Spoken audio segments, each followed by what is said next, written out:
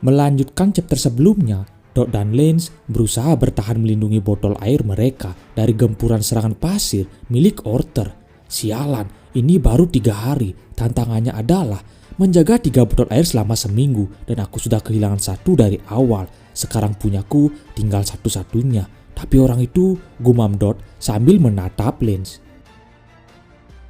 Lance mengarahkan tongkatnya untuk menjatuhkan air di dalam botol ke mulutnya. Setiap suara gluk-gluk air melewati tenggorokan Lance terdengar jelas oleh Dot.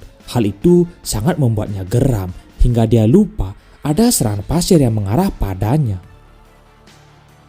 Dot terkena serangan pasir tersebut, namun meski begitu dia tetap berhasil melindungi botol air agar tidak pecah. Dot merasa kesusahan untuk menghindar terus-menerus, tak ada tempat untuk bergerak. Ditambah lagi, dia harus terus-menerus memperhatikan pasir juga botol air. Orter mengatakan dia tak peduli tentang permintaan Wahlberg. Baginya Dot dan Lance masih terlalu lemah dan hanya akan menjadi beban saja. Keberadaan mereka berdua tak punya nilai apapun. Manusia seperti itu lebih baik mati saja. Dot mulai kesal mendengar ocehan Orter, tapi Orter punya alasan dari sudut pandang yang objektif tentang Dot dan Lance, bukan masalah pribadi atau berhubungan dengan kepala jamur. Logika yang sama juga berlaku untuk Mas Bandet. Membiarkan dia ada hanya untuk menuntun pada kerugian yang lebih besar di saat nanti. Kita harus memangkas beberapa batang lapuk untuk tetap menjaga dunia berjalan dengan lancar. Begitulah cara kerja dunia.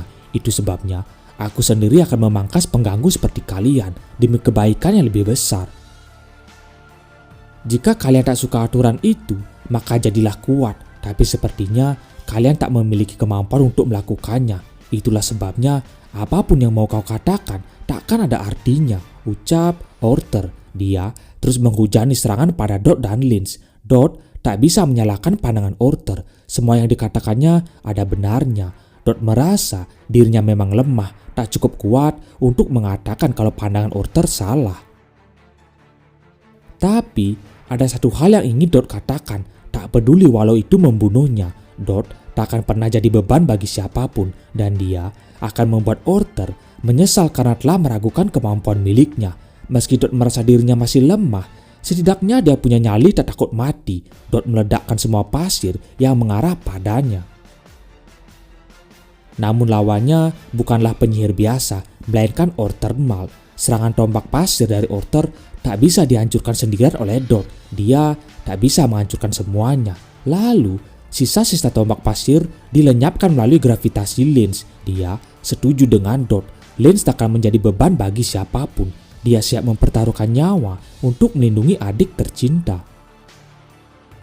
Kombinasi pertahanan Dot dan Lance mampu menahan semua serangan pasir Orter. Sambil bertahan secara langsung agar tak mengenai fisik mereka, Dot dan Lance juga mampu bertahan sambil menjaga air yang masih tersisa. Orter lalu mengingat ucapan seorang di masa lampau. Orang itu mengatakan, pokoknya kalau soal tekad aku tak akan kalah. Aku akan lakukan apapun demi dunia dan semua orang di dalamnya. Lalu Orter menghentikan semua serangan pasir. Dia merasa Dot dan Lance sudah lolos tahap pertama. Masih tersisa 4 hari lagi. Orter menyuruh mereka berdua untuk bersiap ke tahap selanjutnya. Dot dan Lance yang mendengar hal itu bingung. Apa yang dimaksud Orter? Tempat berpindah ke suatu ruangan. Di sana terlihat Finn sedang memotong ikan. Aku meminta bantuan Kaldo agar aku bisa jadi berguna bagi yang lain. Tapi kenapa selama 3 hari ini aku hanya disuruh memotong ikan terus-menerus? Gumam Finn bingung. Apa latihannya untuk menjadi master chef? Setelah memotong ikan selesai, Finn menghidangkannya pada Kaldo. Dari potongan yang dia lihat, Kaldo menganggap teknik potongan Finn sudah meningkat. Finn tentu bingung. Apa tahap selanjutnya adalah latihan sihir? Apa memasak dengan menu yang berbeda? Lagi pula ini latihan sihir kan, bukan akademi master chef. Pikirnya bingung. Beralih ke tempat pelatihan Nona Meli. Mas menghantam semua makhluk zirah di ruangan mirip Dungeon. Makhluk terakhir yang berukuran lumayan besar, perutnya sampai berlubang akibat menerima pukulan dari Mas.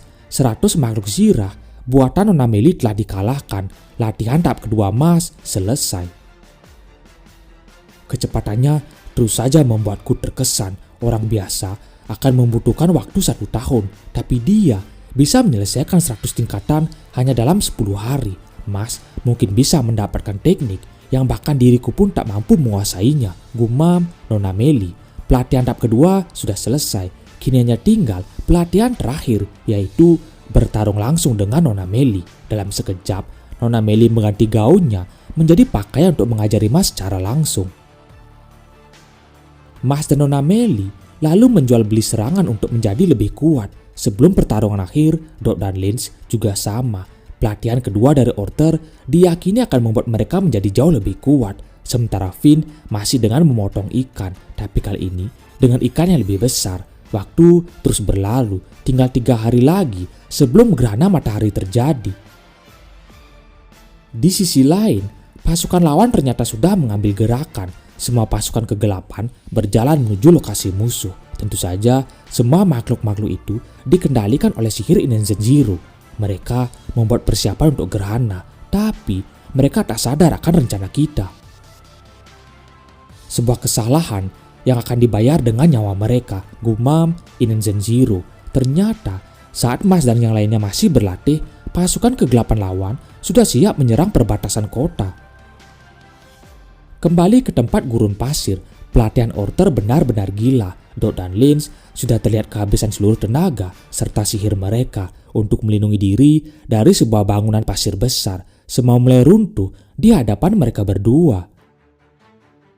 Hingga akhirnya Dot dan Lynch tumbang. Orter mendekati mereka. Baginya saat ini, Dot dan Lynch sudah bertambah sedikit lebih kuat. Dot tak menyangka bisa sampai sejauh ini sebulan melawan si kacamata. Dot memang benci mengakuinya, tapi latihan yang diberikan oleh Orter sungguh efektif. Merasa salah tentang pandangannya pada Orter, Dot bangkit. Dia menepuk-nepuk pundak visioner suci itu dan memanggil Orter dengan panggilan bro. Hingga tiba-tiba pasir padat menghantam perut Dot. Setelah peperangan selesai, Orter masih berniat menyingkirkan pengganggu seperti mereka. Dan satu hal lagi, Orter melarang Dot memanggilnya dengan sebutan bro. Sebelum pergi, Orter memberikan masing-masing pada Dot dan Lynch makanan serta minuman, sebuah hadiah perpisahan. Orter menyuruh mereka memulihkan tenaga sebelum mereka kembali. Melihat sikap Orter, Lynch tahu sebenarnya visioner berkacamata itu baik, tapi mungkin ada sesuatu yang membuatnya membenci orang tanpa sihir. Saat Lynch menanyakan tentang hal itu, Orter hanya menjawab semua tindakannya sesuai peraturan. Dia hanya mengikuti peraturan di dunia. Lynch menganggap Orter ingin membangun masyarakat sebagai proses rasional tanpa ada ruang emosi pribadi di dalamnya. Suasana kembali tegang, tapi Dot berhasil memecah keadaan. Bagiku, kedengarannya kau bukan orang yang buruk. Aku yakin kita pasti bisa lebih akrab sambil makan bersama. Ayo, ikutlah makan dengan kami. Tak ada waktu yang lebih baik dari sekarang, ajak Dot. Orter menoleh Dot sejenak. Dia kembali teringat pada seseorang. Orter menolak ajakan Dot dengan alasan sudah makan. Sebelum mereka berpisah, Dot berterima kasih atas makanan dan juga pelatihan yang telah diberikan. Meski pandangan mereka berbeda, tapi Dot meminta Orter menerima ucapan terima kasihnya. Terserah kalian, jawab Orter lalu pergi meninggalkan Dot dan Lynch. Berpindah ke posisi Finn, kini dia terlihat fokus memusatkan sihir untuk mengobati seekor kelinci yang sekarat. Perlahan tapi pasti, Finn berhasil membuat kelinci itu tersadar, lalu membuat binatang itu segar bugar. Finn berhasil menyembuhkannya secara total.